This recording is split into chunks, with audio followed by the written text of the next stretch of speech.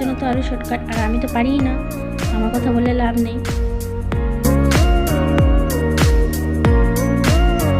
তো দেখো চুলোটা পুরো শুকিয়ে গেছে। আর এখন এটাকে যেগুলো এক্সট্রা মাটি এগুলো চেঁচে মানে চেঁচে নেওয়া হচ্ছে, ডিজাইন করা হচ্ছে।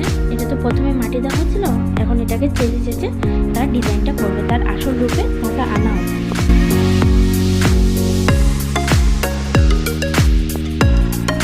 তো ভিডিওটা ভালো লাগলে নিশ্চয়ই একটা লাইক করবে, আর চ্যানেলটা সাবস্ক্রাইব করতে বিলকুল ভুলবে না। দেখো কি সুন্দর লাগছে মাটির উনুন তৈরি, একদম সহজ পদ্ধতিতে, একদম সহজে তৈরি হয়ে গেছে। তো তোমরা ভালো থাকবে, সুস্থ থাকবে, আবার নতুন ভিডিওর সাথে তোমাদের সাথে দেখা হবে। টাটা।